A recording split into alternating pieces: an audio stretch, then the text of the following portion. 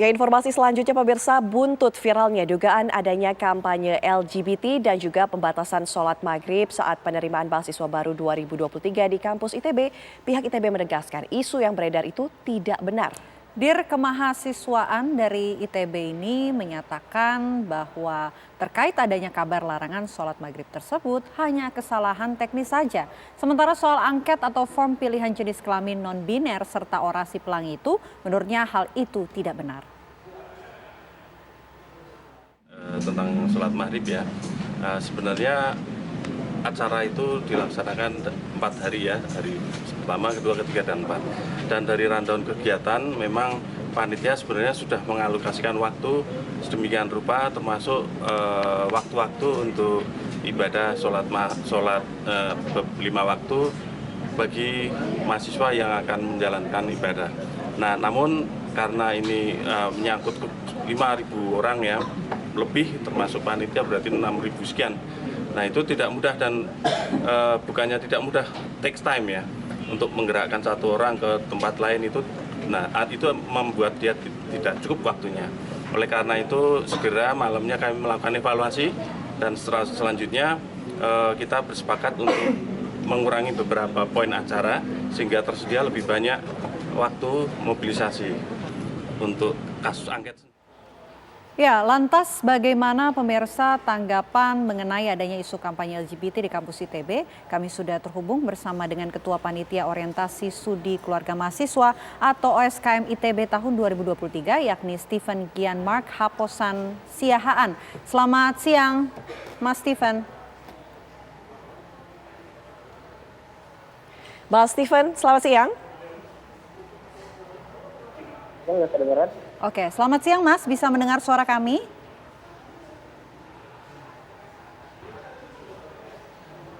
Ya, mungkin kami akan memperbaiki dulu komunikasi dengan Stephen Gianmark Haposan Siahaan.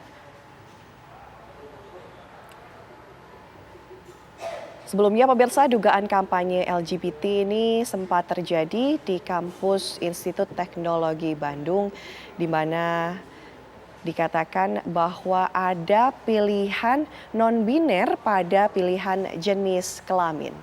Kami akan mencoba lagi menghubungi Ketua OSKM ITB. Ya, dari pihak ITB sebelumnya ini memang sudah membantah ya mengenai hal tersebut dan mengatakan bahwa apa yang memang beredar dan juga viral ini hanyalah kesalahan teknis saja. Ini sudah dibantah oleh pihak ITB. Kita coba panggil kembali Mas Stephen. Selamat siang, Mas Stephen. Selamat siang. Oke. Mas Stephen, ini pihak sekolah, pihak ITB juga telah membantah mengenai adanya pencantuman dari non-biner. Apakah memang hal tersebut karena alasan teknis, Mas Stephen? Boleh diulangin, kayak ada suara putus-putus masalah koneksi ya. Oke, pihak ITB membantah hal tersebut Mas, karena alasannya ini kesalahan teknis. Apakah memang benar karena kesalahan teknis, Mas Stephen? Oke, berarti ini terkait dengan itu dibahas dan di dalamnya ada penggunaan istilah minor untuk opsinya. Izin untuk menjelaskan kronologis dari awalnya. Jadi dari background story-nya, kami dari panitia OSKM, di sini aku sebagai wakil panitia OSKM 2023. Di sini kami diminta bantuan, diminta dua hal. Yang pertama itu terkait kebutuhan waktu, di mana tim satgas, satuan tugas dari pihak kampus dalam konteks untuk pencegahan dan penanganan kekerasan seksual itu meminta waktu untuk mengadakan talk show di tengah rangkaian kegiatan OSKM ITB 2023. Dan permintaan keduanya meliputi akan adanya kebutuhan panitia lapangan dan seputar bahasan-bahasan teknis lainnya. Dan di situ kami memberikan waktu pada hari Agustus kan sampai dan untuk ataupun form yang sempat disebutkan atau yang telah beredar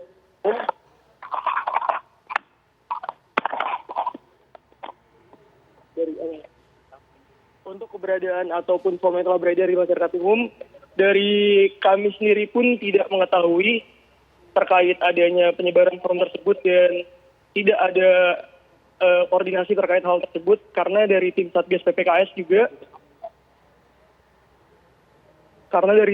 PPKS yang emang berada di bawah naungan pihak kampus di salah satu direktorat dari kampus juga mengatakan bahwasanya form itu disebarkan tanpa persetujuan mereka dan itu melibatkan pihak ketiga tanpa ada konsensus dari ITB dan juga pihak ketiga tersebut. Dan kami dari panitia OSKM ITB 2023 tidak tahu perihal hal tersebut dan tidak sama sekali mengetahui adanya kegiatan penyebaran form tersebut yang dilakukan oleh pihak ketiga dari luar kampus dan dari luar panitia OSKM. Paling hal tersebut yang bisa kami jelaskan dan yang bisa kami berikan untuk saat ini. Oke, Pak Steven, siapa kemudian pihak ketiga yang menyebarkan form tersebut? Oke, di sini saya akan mencoba menjawab dan menjelaskan atas apa hal yang bisa saya jawab dan apa peranan saya di OSKM ini. Dan untuk menyebutkan siapa dan apa pihak ketiganya, menurut saya itu bukan kewenangan saya untuk menyebutkan di saat ini, karena itu melibatkan pihak di luar OSKM dan menurut saya bisa boleh langsung ditanyakan ke pihak ITB-nya. Dan dari saya pribadi cukup berat untuk bisa menyebutkan siapa pihak ketiganya itu.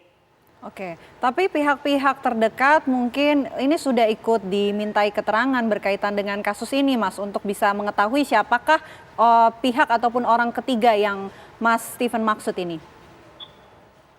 Oke, kalau sejauh ini yang bisa saya berikan keterangan terkait siapa pihak ketiganya itu, yakni adalah pihak sponsorship ataupun media partner yang sejauh ini kami juga dari pihak OSKM tidak diberikan ruang atau diberikan kesempatan berdiskusi langsung, dan kami hanya diberikan kesempatan dan ruang berdiskusi melalui tim Satgas dari salah satu direktorat kemahasiswaan yang memang meminta kami untuk memberikan waktu dan tempat pada rangkaian OSKM ini untuk mengadakan talk show terkait pencegahan dan penanganan kekerasan seksual.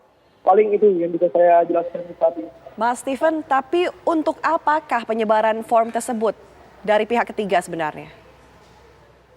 Oke. Untuk penyebaran form dari pihak ketiga ini, dari aku pribadi belum bisa mengetahui untuk apa dan dengan alasan apa disebarkannya. Karena memang dari kami sendiri, dari aku dan panitia rekan-rekan lainnya, tidak ada hubungan langsung ke pihak sponsorshipnya itu. Dan hubungan sponsorship itu dijalin atas nama ITB dengan pihak ketiga itu. Dan kami panitia OSKM ITB 2023 hanya menjalin dan membangun komunikasi bersama tim satuan tugas dari salah satu direktorat di ITB yang meminta kami untuk memberikan waktu dan tempat mengadakan acara tersebut. Oke, baik, terima kasih banyak Mas Steven sudah berbagi cerita kepada kami. Mudah-mudahan kasus ini bisa segera terungkap ya, siapa pihak ketiga yang bisa bertanggung jawab mengenai hal ini. Terima kasih banyak Mas Steven atas waktunya. Selamat siang.